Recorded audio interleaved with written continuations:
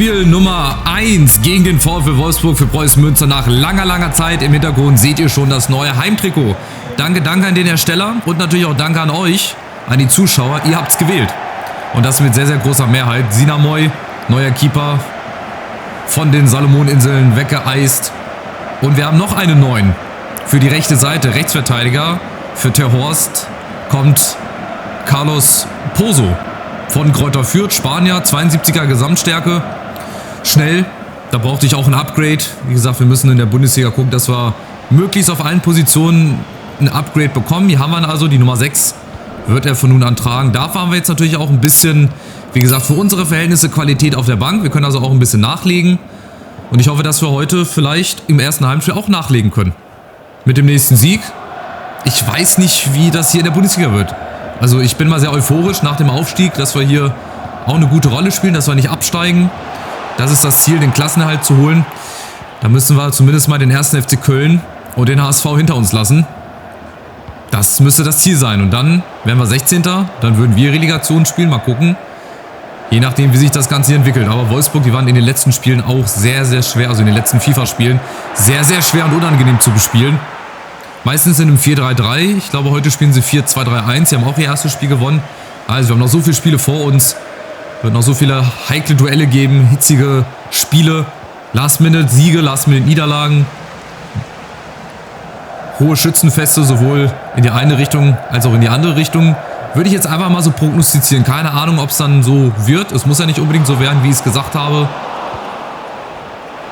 Aber vielleicht gibt es ja heute den nächsten Sieg. Dann würden wir uns nach 2 Spielen erstmal oben wiederfinden, was ja gar nicht so verkehrt ist. Und dann bin ich mal gespannt, was das mit den Spielern macht. Ja, unser Transferbudget dahingehend ist natürlich jetzt schon fast, oder das heißt fast aufgebraucht. Ist eigentlich schon so gut wie aufgebaut. 1-2 Millionchen sind da noch irgendwo zu finden auf dem Konto. Aber das ist nicht der Rede wert. Von daher haben wir jetzt das Bestmögliche draus gemacht. Einen guten Kader haben wir. Gute Spieler auch. Hohes Entwicklungspotenzial, vor allem halt, den muss ich halt rausnehmen, Paul Wanner. Da bin ich sehr gespannt, aber auch Castaneda zum Beispiel, auch ein hohes Potenzial, ist auch ein guter Spieler im Mittelfeld mit Remberg zusammen. Auf die beiden bin ich auch sehr gespannt in der Saison. Jetzt kommt erstmal unser neuer Rechtsverteidiger hier, Pozo gegen Netz. Luca Netz zu Wolfsburg gewechselt, aha, warum auch immer. Castaneda, oben haben wir Jongwa, der unser erster Torschütze war gegen den 1. FC Köln, und dann hat Ryan Philipp, unser neuer Stürmer von Eintracht Braunschweig, noch das zweite Tor gemacht. Und dann haben wir es eigentlich souverän runtergespielt. Die Kölner haben uns auch das Ganze nicht so schwer gemacht, aber es gibt auch andere Kaliber, ne? Wie zum Beispiel heute den VfL Wolfsburg. Aber auch gegen die können wir auf jeden Fall mithalten und vielleicht auch einen Sieg holen. Der Druck ist nämlich da. Jongwa holt sich den Ball wieder. Philipp in der Mitte. Das wäre natürlich ein Ding, Fallrückzieher. Wenn er als ehemaliger Braunschweiger gegen Wolfsburg trifft, das ist auch so eine Hassliebe. Oder beziehungsweise Liebe nicht. Ist ja nicht weit weg. Braunschweig und Wolfsburg. Was macht Pozo da? Warum hat er gerade diese Tippelschritte gemacht? Muss ich nicht verstehen. Also normalerweise ist ja Braunschweig und Hannover. Aber auch Wolfsburg und Braunschweig, da gibt es ab und an mal so ein paar kleine Spirenzchen. Aber eigentlich auch nicht der Rede wert. Finde ich. Ich bin ja nicht so drin in der Szene. Keine Ahnung. Ich bekomme das immer nur so am Rand mit. Da haben wir schon wieder Philipp und Listesch von Maxi Arnold. Oh, Maxi Arnold, mein ganz spezieller Freund. Maxi Arnold, gelbe Karte, rote Karte. Ja, es gibt nur die gelbe Karte. Der kann auch ganz schön zu lang. Nein, aber der ist nicht verletzt jetzt, oder? Listesch. Sag mir nicht, dass der ausgewechselt werden muss. Das wäre ziemlich bitter. Es war aber auch ein rustikales Einsteigen, aber es geht hoffentlich. Ja, es wird gehen. So, Freistoß. Wer kann denn alles Freistoß? Guck mal, Pozo ist gar nicht so schlecht. Listesch könnte das. Wanner könnte das. Hier ist mit Castanea. Oder Castaneda, so spricht man das ja aus. Ich probiere es jetzt einfach mal so. Schießen wir nicht drauf. Wir spielen das so aus. Ja, hätten wir fast schon wieder einen Freistoß bekommen. Aber Paul Wanner macht das jetzt erstmal gegen Netz. 2 Youngsters. Listesch. Und wen haben wir in der Mitte? Jongwa haben wir hinten. Jongwa mit dem Kopf, aber auch drüber. Da war nicht viel zu holen. War schwer zu nehmen. Aber die Flanken kommen zumindest mal ein bisschen besser, habe ich das Gefühl. Klar, bessere Spieler, bessere Flanken. Hat es nicht immer zu heißen, aber ist ganz oft so, dass dann halt auch bessere Spieler, bessere Flanken schlagen. Oh, Kaminski. Das ist halt Bundesliga, ne? Da kann ich auch mal einen Spieler total eindrehen. Behrens. Nicht der Rede wert. Ihr habt mitbekommen, was der gemacht hat. Ja, alles klar. Nahm die Collins gegen Behrens jetzt. Collins ist da sehr, sehr schön gemacht. So, dann ist vorne eigentlich auch Platz. Schade, da wäre Platz gewesen vorne. Ryan Philipp in der Mitte. Jetzt warte ich, dass Paul Wanner mal Gas gibt. Und dann rücken sie nach. Dann müssen wir das auch hier ein bisschen langsamer machen. Ich bin das halt immer noch aus den letzten Spielen gewohnt. Schnell nach vorne, Doppelpass hin und her. Das geht halt nicht mehr so einfach. Leider. In diesem Spiel, was jetzt zum zweiten, dritten Mal wieder geupdatet wurde. Gepatcht wurde. Es ist wie jedes Jahr. Verändert sich wieder nichts hier. Kaba. Jong war gut gemacht. Jetzt brauche ich irgendeinen zum... aber nicht den hier. Poso. Wir stehen auch ganz schön hoch, ne? Aber es ist halt meiner Spielweise geschuldet. Das mache ich auch in der Bundesliga. Ich ziehe das durch. Ich stelle mich nicht hinten rein. Ich bin kein normaler Aufsteiger.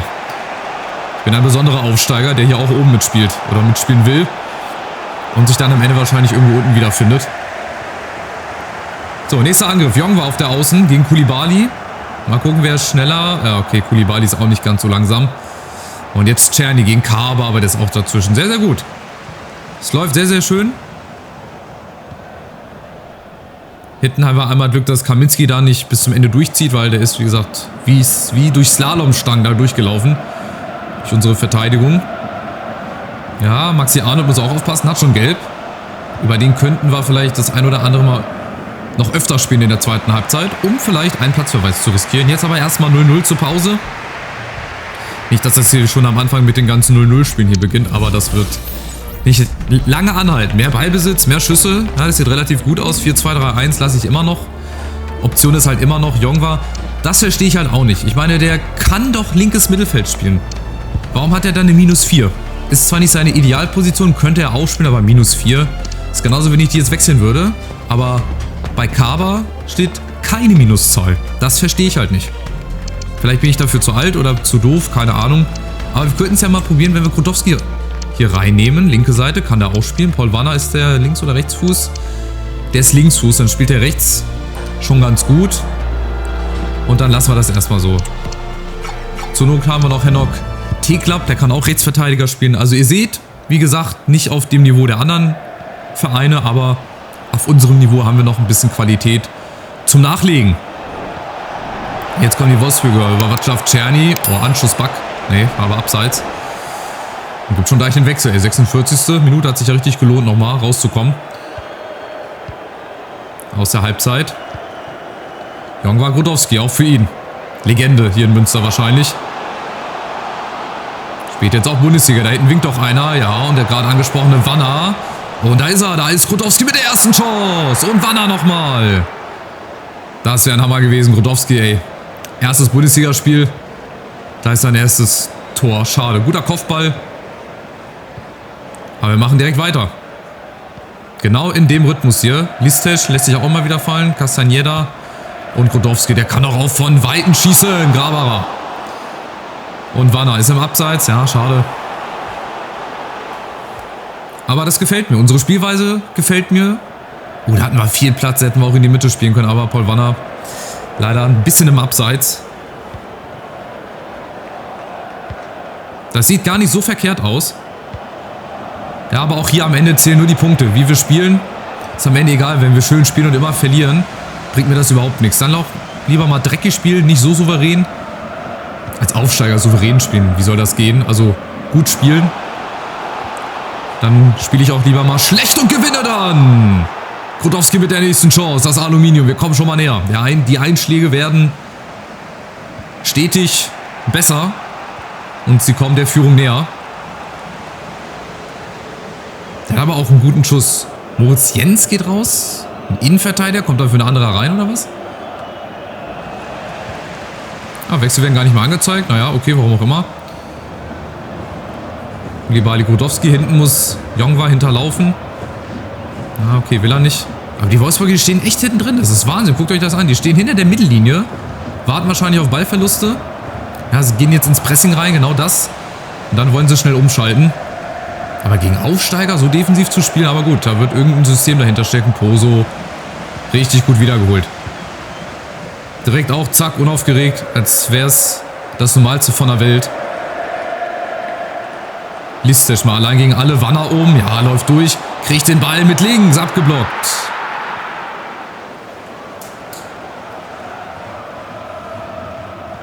Und die Wolfsburger. Wir stehen da zwischen Remberg. Auch er angekommen in der Bundesliga.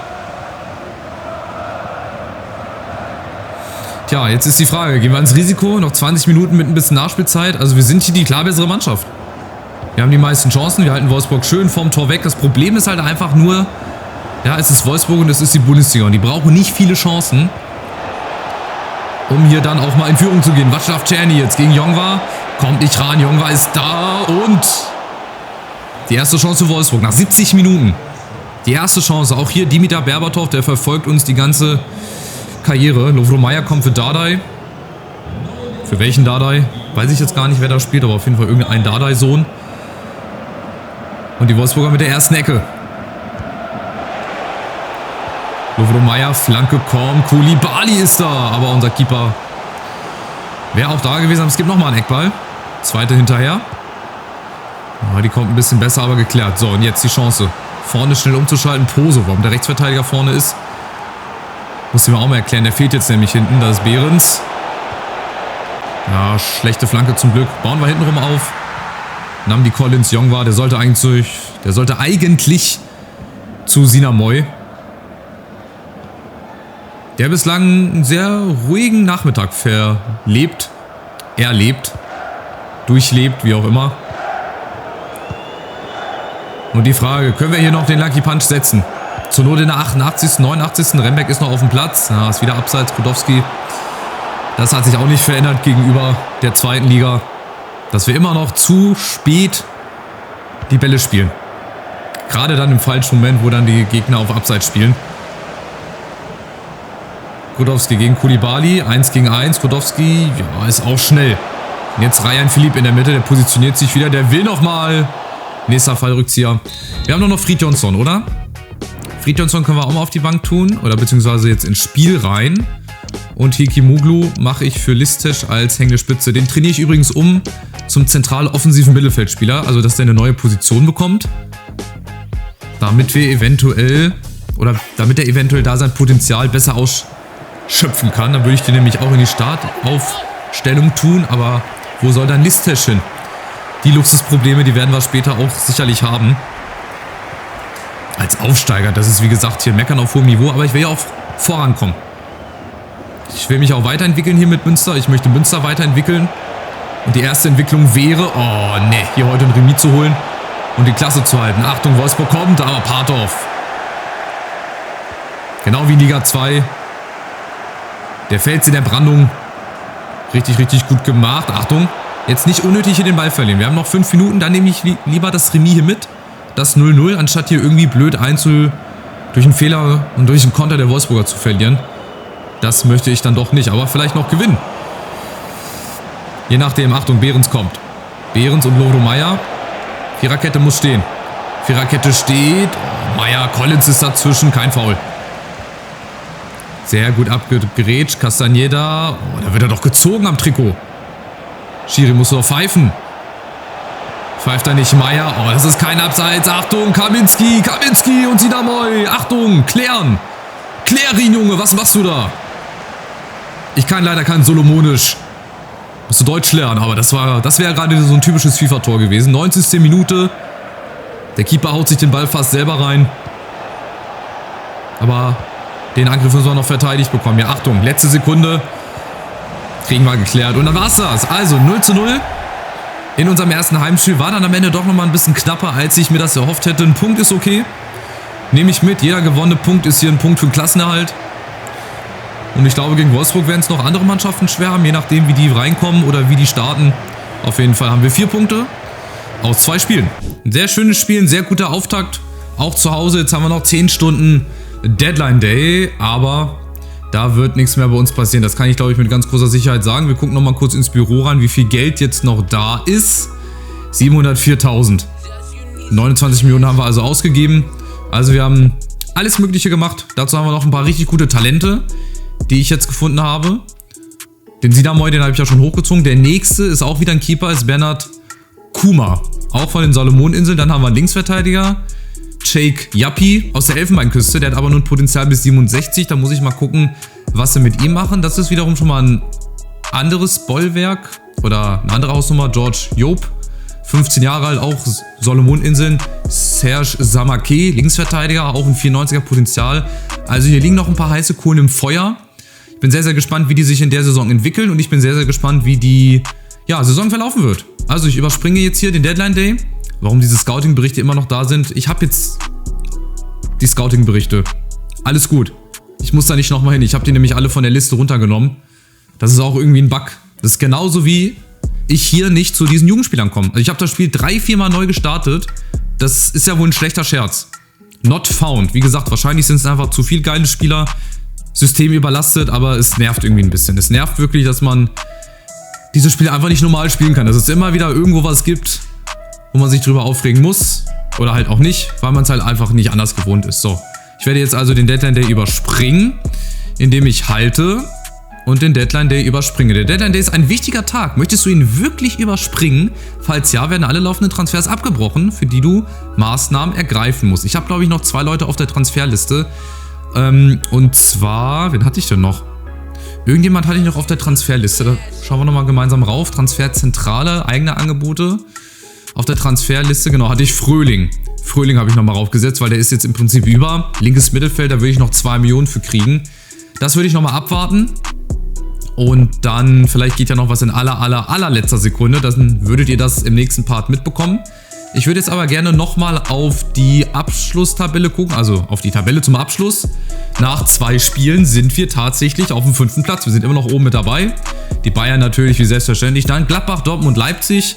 Das wird sehr, sehr interessant. Dann haben wir Mainz, Wolfsburg, Frankfurt. Dann haben wir Köln, Bochum, Hoffenheim, Stuttgart. Das wird sich jetzt alles so zurechtdrücken. Leverkusen hat schon 2 Niederlagen. Oh, die Bayern haben 5-1 beim HSV gewonnen.